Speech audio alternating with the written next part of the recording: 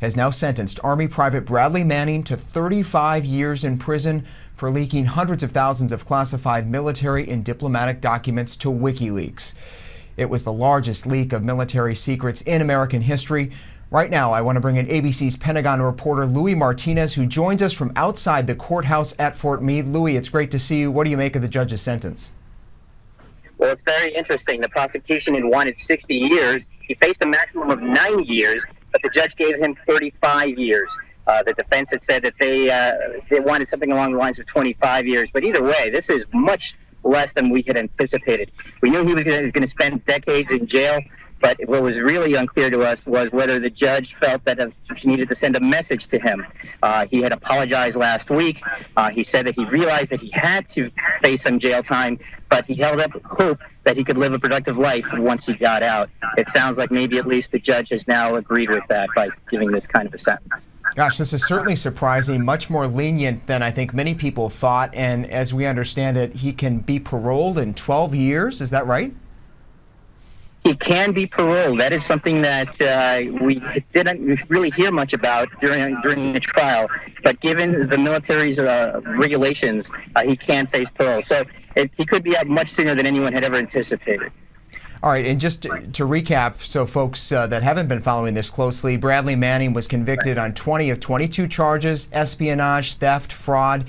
He was not convicted on aiding the enemy, the most serious charge that would have landed him life in prison. Certainly, Louis, as you know there, this has sparked some intense debate, people calling Manning a whistleblower, others a traitor. You're outside the courthouse. How are his supporters reacting? Well, actually, off to my left here, there's a group of supporters wearing their very identifiable black T-shirts with the word "truth" written in front of them. He has a dedicated group of supporters who have been showing up relentlessly over the last year for pre-trial hearings and finally for the court-martial. I'm certain that they are very glad to hear that he's going to be serving 35 years. I don't think anybody expected basically everybody knew that he was going to be serving jail time. The question really was, how much jail time was he going to face? That's right. This was really a case not about whether or not Manning did these actions, right? He admitted to leaking these documents back in February. It really kind of was a battle about intentions, right? I mean, what his intent was here? That's exactly right. The defense never challenged the idea that he had done this. What they presented was the idea that he was a naive young soldier who wanted to change the world, somebody who felt that he had come across these documents during a deployment in Iraq where he was serving back in 2009 as an Army intelligence analyst. He felt that these documents showed what the U.S. foreign policy and security policy was all about, and he thought he could change the world. That was the image that his defense attorneys tried to portray.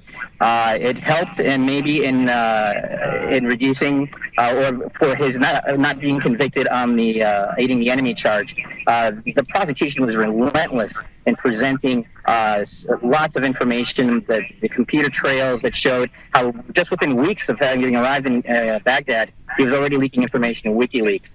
They said that he's been portrayed as a whistleblower by his supporters. They said, no, he's not a whistleblower, he's a traitor.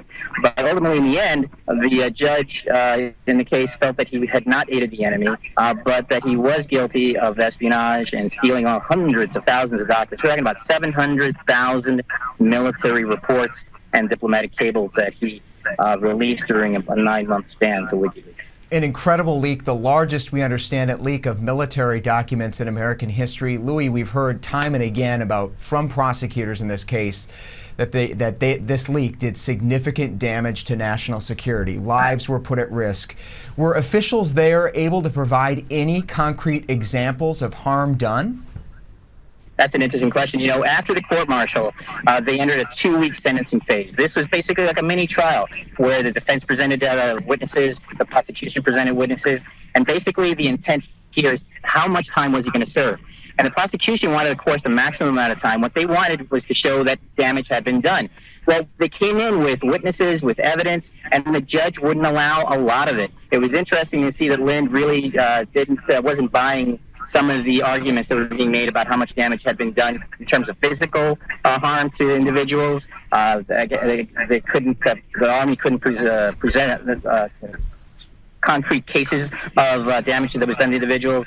And also, with regards to those diplomatic cables that I talked about, one of the things they said, that Lynn said, was that it's hard to prove that there's been lasting damage from the release of those cables. In other words, there may have been some in the immediacy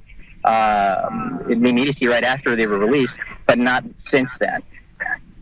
Certainly something the judge must have considered, and also interesting here, as you know, some of the leaked materials did appear to expose potential military mistakes in combat, right? I mean, he revealed a video of a U.S. helicopter attack that killed at least 2 civilians.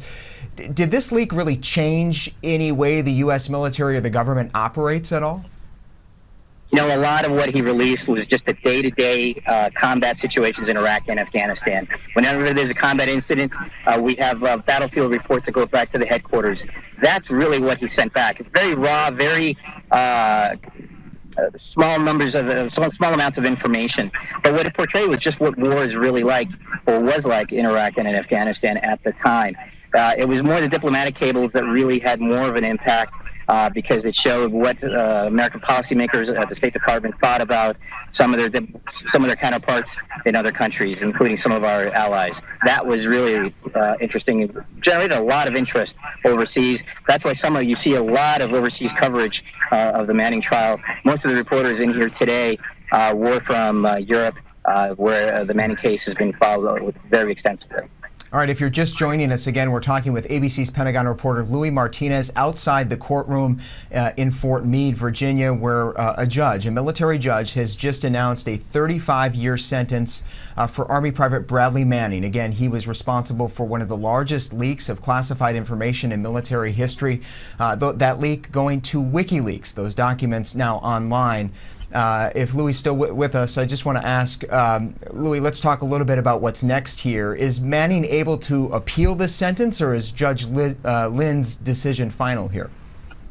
It's exactly like the civilian courts. There's an appeals process. It's just called the Armed Forces Appeal. It could take several years, again, just like in the civilian courts. David Coombs, who is Manning's attorney, is going to speak later today to the press. It's the first time that he's taken the opportunity to speak with the press since the trial began 2.5 months ago. And he stated about 2 weeks ago to several supporters that he intended to appeal. And he said he intended to go possibly as high as the Supreme Court. But first, he has to get through 2 military appeals courts. One is the Army Appeals and then the Armed Forces Appeals Court, and then ultimately the Supreme Court if he decides to take it that far.